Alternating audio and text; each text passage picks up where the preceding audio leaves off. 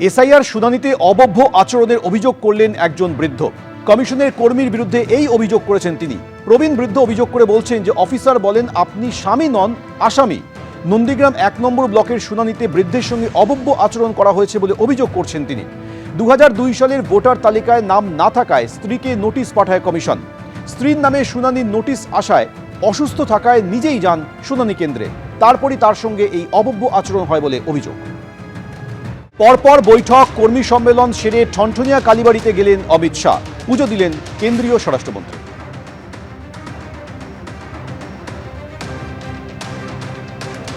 আজ সারাদিন ধরে একের পর এক বৈঠক করেছেন কেন্দ্রীয় স্বরাষ্ট্রমন্ত্রী অমিত শাহ। হোম টাস্ক বেঁধে দিয়েছেন, আগামী ২ মাস একেবারে লড়তে হবে বলে দিয়ে গেছেন কেন্দ্রীয় স্বরাষ্ট্রমন্ত্রী। তারপর দিল্লি ফিরে যাওয়ার আগে ঠনঠনিয়া কালীবাড়িতে গেলেন অমিত শাহ।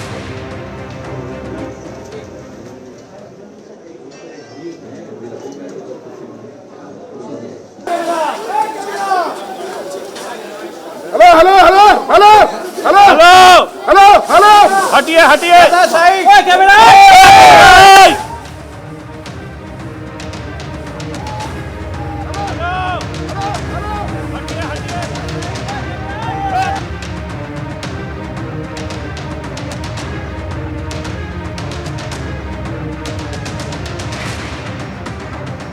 আর কেন্দ্রীয় স্বরাষ্ট্রমন্ত্রী ঠিক যে রুট দিয়ে ঠনঠনিয়া কালীবাড়ি পৌঁছলেন সেই রুটেই আজ বিক্ষোভ দেখালো কংগ্রেস।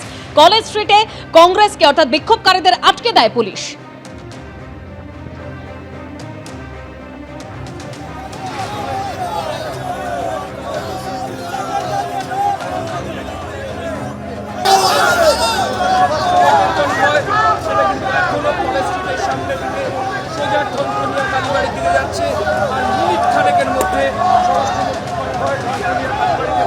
কেন্দ্রীয় স্বরাষ্ট্রমন্ত্রী কনভয়ের রুট সেই রাস্তাতেই বিক্ষোভ দেখিয়েছে আজ প্রদেশ কংগ্রেস। একেবারে একদিকে আপনারা দেখতে পাচ্ছেন প্ল্যাকার্ড হাতে বিক্ষোভ দেখান সেই মুহূর্তে প্রদেশ কংগ্রেস নেতৃত্ব, যেখানে শুভঙ্কর সরকার রয়েছেন প্রদেশ কংগ্রেস সভাপতি। কলেজ স্ট্রিটে বিক্ষোভকারীদের সে জায়গায় অর্থাৎ একটা দিকে আটকে দেয় পুলিশ।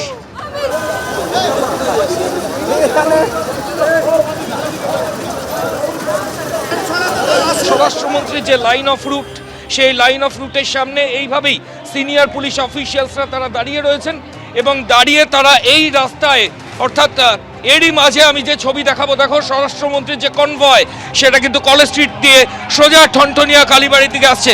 সরাসরি সেই ছবি আমরা দেখাচ্ছি। স্বরাষ্ট্রমন্ত্রী অমিত শাহ কলকাতা বিশ্ববিদ্যালয়ের সামনে দিয়ে পাস করছেন। একদিকে গো ব্যাক স্লোগান এবং অন্যদিকে দেশের স্বরাষ্ট্রমন্ত্রী তিনি ঠনঠনিয়া কালীবাড়ির দিকে যাচ্ছেন।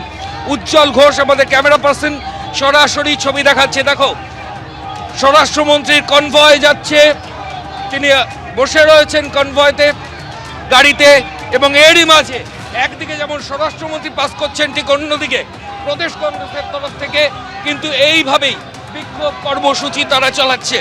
একদিকে প্রদেশ কংগ্রেসের গো ব্যাক স্লোগান এবং অন্যদিকে দেশের স্বরাষ্ট্রমন্ত্রীর কনভয় সেটা কিন্তু এখনো কলেজ স্ট্রিটের সামনে থেকে সোজা ঠনঠনিয়া কালীবাড়ির দিকে যাচ্ছে। আর মিনিট খানেকের মধ্যে স্বরাষ্ট্রমন্ত্রীর কনভয় ঠনঠনিয়া কালীবাড়িতে পৌঁছে যাবে। কিন্তু কলকাতা বিশ্ববিদ্যালয়ের সামনে যে পরিকল্পনা প্রদেশ কংগ্রেসের তরফ থেকে ছিল যে তারা এখানে বিক্ষোভ করবেন, তারা কালো পতাকা দেখাবেন, পুলিশ আধিকারিকরা কিছুটা দূরে তাদেরকে আটকে দিয়েছেন। ফলত অমিত শাহর কনভয় সেটা কিন্তু কোনো বাধা ছাড়াই ঠনঠনিয়া কালীবাড়ির দিকে সোজা চলে গেল। প্রদেশ কংগ্রেসের তরফ থেকে আগুন জ্বালিয়ে বিক্ষোভ কর্মসূচি শুরু হয়েছে। প্রদেশ কংগ্রেসের তরফ থেকে আগুন জ্বালানো হয়েছে, গো ব্যাক স্লোগান দেওয়া হচ্ছে। সেন্ট্রাল এভিনিউতে এই মুহূর্তে সেন্ট্রাল এভিনিউর ওপরে আমরা রয়েছি। আমি উজ্জ্বলকে বলবো দেখানোর জন্য। দেখো আগুন জ্বালিয়ে এখানে প্রদেশ কংগ্রেসের তরফ থেকে বিক্ষোভ দেখানো হচ্ছে এবং পুলিশ আধিকারিকরা গার্ডরেল খুলে সামনে যাওয়ার চেষ্টা করছেন অনেকে। দেশের স্বরাষ্ট্রমন্ত্রী তিনি এই মুহূর্তে এখান থেকে কিছুটা দূরে 1 কিলো।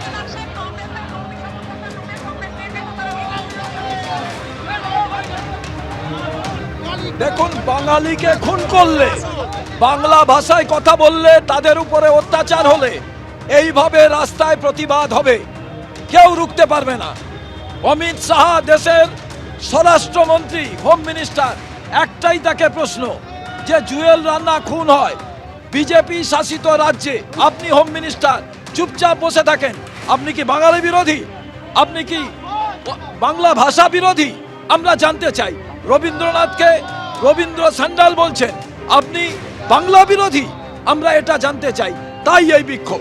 আরে তবেই তো বুঝবেন যে কংগ্রেস আছে, তবেই তো বুঝতে পারবেন যে আজকে আপনার অমিত শাহজি আজকে জানতে পারলেন যে পশ্চিমবঙ্গে এখনো কংগ্রেস বলে গুটি কয়েক প্রাণী আছে।